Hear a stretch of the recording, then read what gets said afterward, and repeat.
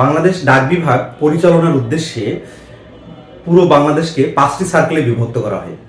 এই 5টি সার্কেলের একটি গুরুত্বপূর্ণ পদ হচ্ছে পোস্টাল অপারেটর, অর্থাৎ পোস্ট অফিসগুলো যারা পরিচালনা করে থাকেন, অর্থাৎ পোস্ট অফিসের 95% কাজ যারা করে থাকেন তাদেরকেই মূলত পোস্টাল অপারেটর বলা হয়ে থাকে। এই পোস্টাল অপারেটরের কাজ কি এবং পোস্টাল অপারেটরগণ কোথায় বসে কাজ করেন সেই বিষয়টি দেখব। এই ভিডিওটি নিয়ে আসার উদ্দেশ্য হচ্ছে বাংলাদেশ ডাক বিভাগের যে 5টা সার্কেল রয়েছে, এই 5টি সার্কেলের প্রথমত চট্টগ্রাম অঞ্চল বা পূর্বাঞ্চল, এই অঞ্চলে বেশ কিছু অর্থাৎ 100+ পোস্টাল অপারেটরের পদ ছিল এবং অ্যাপ্লিকেশনের ডেটও শেষ হয়েছে। এরপরে রাজশাহী অঞ্চল বা উত্তর অঞ্চল থেকে 100+ পোস্টাল অপারেটরের সার্কুলার প্রকাশ করা হয়েছে এবং অ্যাপ্লিকেশন ডেটও শেষ হয়েছে। এরপরে বাংলাদেশ ডাক বিভাগের অন্যতম একটি সার্কেল হচ্ছে মেট্রো সার্কেল। এই মেট্রো সার্কেল থেকেও গত 10/2/2025 খ্রিস্টাব্দ তারিখে এই পোস্টাল অপারেটর পদের প্রায় 130+ পদের জন্য সার্কুলার প্রকাশ করা হয়েছে। এরপরে খুলনা সার্কেল থেকে বা দক্ষিণাঞ্চল থেকে পোস্টাল অপারেটরের হিউজ অ্যামাউন্টের একটি সার্কুলার প্রকাশ করা হয়েছে। এই 5টি সার্কেলের মাত্র একটি সার্কেল বাকি রয়েছে, সেটি হচ্ছে কেন্দ্রীয় সার্কেল। খুব তাড়াতাড়ি আমরা আশা করছি এই পোস্টাল অপারেটর পদ সহ অন্যান্য পদের সার্কুলার প্রকাশ করা হবে। তো পুরো বাংলাদেশে পোস্টাল অপারেটর অ্যাভারেজে ধরেন আপনি 600 বা 700 পোস্টাল অপারেটর নেওয়া হবে এই পোস্ট অফিসগুলো পরিচালনার জন্য। তো এই পোস্টাল অপারেটর পদে আপনারা যারা অ্যাপ্লিকেশন করেছেন বা আপনারা যারা অ্যাপ্লিকেশন করবেন বা এখনো অ্যাপ্লিকেশন করেননি, এখনো কিন্তু অদ্যাবধি আমাদের 2টা সার্কুলার রানিং রয়েছে। যারা পোস্টাল অপারেটর পদে অ্যাপ্লিকেশন করবেন বা ডিসিশন নিতে পারতেছেন না, তাদের জন্যই মূলত আজকের এই ভিডিওটি। কারণ এই ভিডিও দেখার পরে আপনি স্পষ্ট বুঝতে পারবেন যে আসলে এই পোস্টটি আপনার জন্য উপযোগী কিনা বা আপনি এই কাজগুলো করতে পারবেন কিনা। এই জন্যই মূলত আজকের এই ভিডিওটি নিয়ে আসা, যদিও এই ভিডিওটি আমি অনেক আগে নিয়ে আসা উচিত ছিল। তো আজকের এই ভিডিওতে ফার্স্টে আমরা দেখব এই পোস্ট অফিসগুলোতে আসলে কি কি ধরনের কাজ হয়।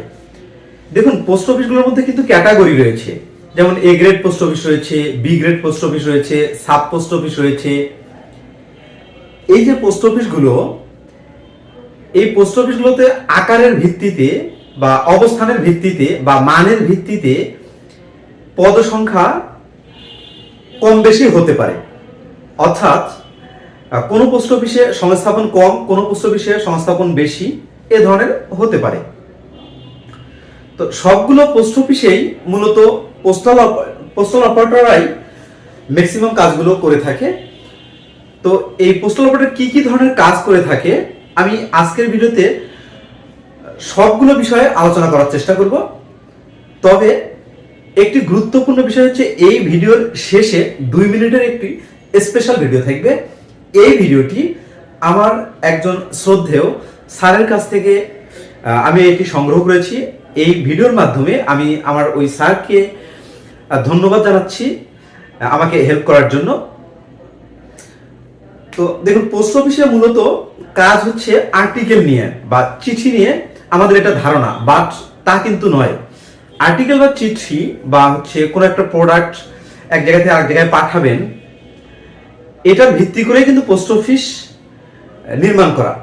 কিন্তু পরবর্তীতে প্রয়োজনের তাগিদে এই পোস্ট অফিসে এত বেশি বিষয় ইনক্লুড হয়েছে আপনি চিন্তা করতে পারবেন না।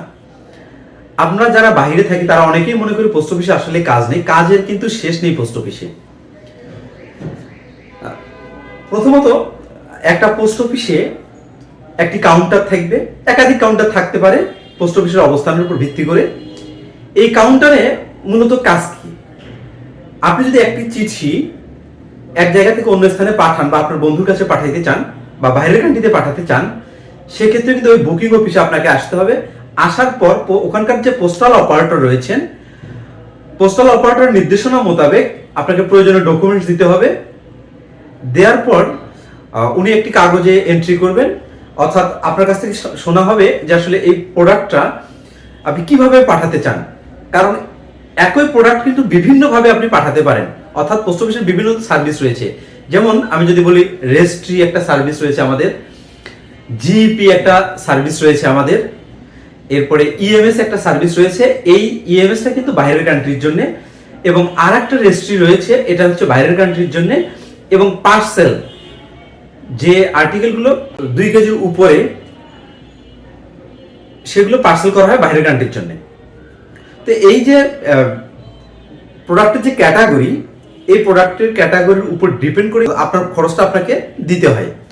তো এই বুকিং অফিসে বুকিং যে সেটটা রয়েছে, এই বুকিং সেটে একজন পোস্টাল অপারেটর শুধু আর্টিকেল বুক করে এবং পরবর্তী কাজগুলো সম্পূর্ণ করে এবং এখানে প্রয়োজনীয় ডকুমেন্টগুলো সেভ করে রাখে।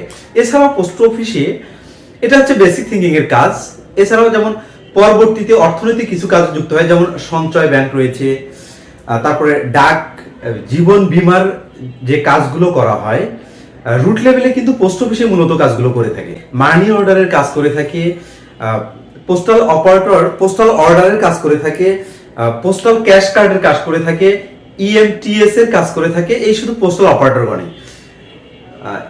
স্পিড পোস্টের কাজ করে থাকে। স্পিড পোস্ট সাম্প্রতিক সময়ের আমাদের খুব ভালো একটি পোস্ট, বাসায় পৌঁছে দেয়া বা এর অনেক কিছু গুরুত্বপূর্ণ কাজ রয়েছে ঢাকা শহরের ভিতরে, যে কাজগুলো মূলত করা হয় এবং অতি দ্রুত আপনি এর মাধ্যমে প্রোডাক্ট পেতে পারেন। কাঁচা সবজি বা মাছ মাংস সবকিছু আপনি এর মাধ্যমে অর্ডার করতে পারেন। এরপরে এই প্রত্যেক পোস্ট অফিসে কিন্তু নগদের একজন করে এজেন্সি থাকে। এই নগদের যিনি এজেন্সি, ইনি কিন্তু পোস্টাল অপারেটর না, এনাদের সঙ্গে বসে ইনি কাজ করেন। পোস্ট কোড নিয়ে কাজ করা হয় এবং ড্রাইভিং লাইসেন্সের কাজগুলো করা হয় মূলত পোস্ট অফিসের মাধ্যমে, অর্থাৎ একজন পোস্টাল অপারেটর মূলত এই কাজগুলো করে থাকেন। এবং বাংলাদেশ ডাক বিভাগের অন্যতম একটি সেক্টর হচ্ছে ভূমি সেবা। এই ভূমি সেবার কিছু কাজও কিন্তু আমরা এই পোস্ট অফিসের মাধ্যমে করে থাকি।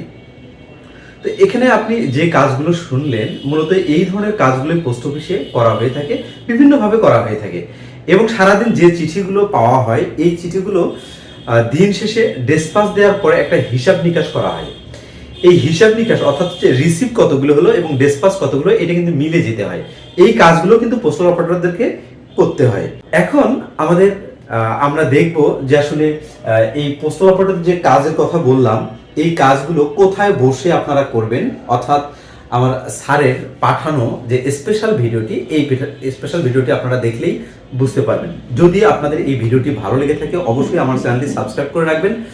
এবং আপনারা যারা বাংলাদেশ ডাক বিভাগের যে অঞ্চলেই থাকেন না কেন, যারা পোস্টাল অপারেটর পদে অ্যাপ্লিকেশন করেছেন বা অ্যাপ্লিকেশন করবেন বা অ্যাপ্লিকেশন নিয়ে ভাবছেন, তাদের উদ্দেশ্যে আমার এই চ্যানেলের পক্ষ থেকে একটি পেইড ভার্সন কোর্স চালু করা হয়েছে। এই কোর্সের ফি মাত্র 599 টাকা। এই কোর্সে টোটাল 45টি ক্লাস থাকছে এবং 30টি লাইভ ক্লাস, 15টি মডেল টেস্ট, যার মাধ্যমে আপনি নিজেকে যাচাই করতে পারবেন। সবগুলো ক্লাস রেকর্ড করা থাকবে। যদি কোনো কারণে আপনি ক্লাসে উপস্থিত না থাকতে পারেন, পরবর্তী এই রেকর্ডটি দেখতে পারবেন। এবং এখানে বেশ কিছু কৌশল এবং বাংলাদেশ ডাক বিভাগের প্রিভিয়াস কোশ্চেনের আলোচনা, এছাড়াও বাংলাদেশ ডাক বিভাগের উপযোগী সাজেশন, সবকিছু আমার এই চ্যানেলের পক্ষ থেকে আপনাকে প্রোভাইড করা হবে। আপনার যে প্রিপারেশন রয়েছে, আপনার এই প্রিপারেশনটাকে আরো বেগবান এবং ফলপ্রসূ করার উদ্দেশ্যে মূলত আমার এই কোর্সটি চালু করেছি। আপনারা যারা এখন অবধি এই কোর্সটিতে ভর্তি হননি, অতি দ্রুত 01726995630 এই নাম্বারে হোয়াটসঅ্যাপের মাধ্যমে যোগাযোগ করে ইজিলি আপনি ভর্তি হতে পারেন।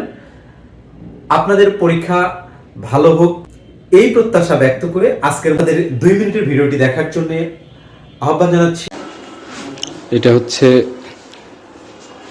বিলি অপারেটর, এখানে মেইল অপারেটর। এখানে এই চিঠিপত্র বিলির জন্য প্রাপ্ত এবং ইস্যু করা চিঠি বিভিন্ন ডেস্টিনেশনে প্রেরণের জন্য ব্যাগ তৈরি করার কাজ করা হয়। এই ব্রাঞ্চেও ওই মেইল অপারেটরের সহযোগী হিসেবে কাজ করে। এখানে পোস্টম্যানদেরকে বিলির জন্য যে সমস্ত চিঠি দেওয়া হয় সেগুলো লিস্ট তৈরি করে তারপরে পোস্টম্যানদের কাছে হস্তান্তর করা হয়। এখানে পোস্টম্যানরা বসেন, পোস্টম্যানরা এখন তাদের ডিউটিতে কাজ করতেছেন, যে জন্য এখানে এখন কেউই নাই।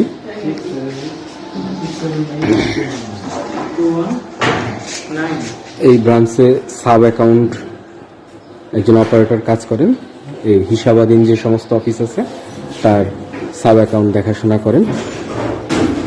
এখানে নগদের একজন কর্মী বসেন, উনি নগদের বিভিন্ন কাস্টমার কেয়ার এই ধরনের সেবা দিয়ে থাকেন।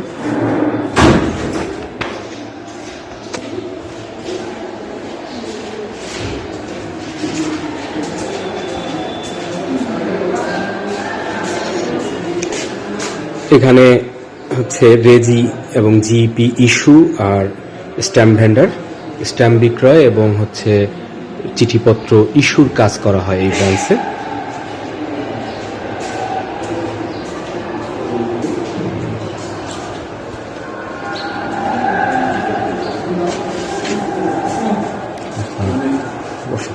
এখানে সহকারী পোস্টমাস্টার বসেন।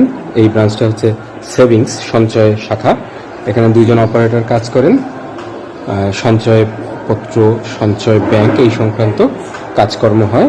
আর এই পুরো কাজটা দেখাশোনা করেন হচ্ছে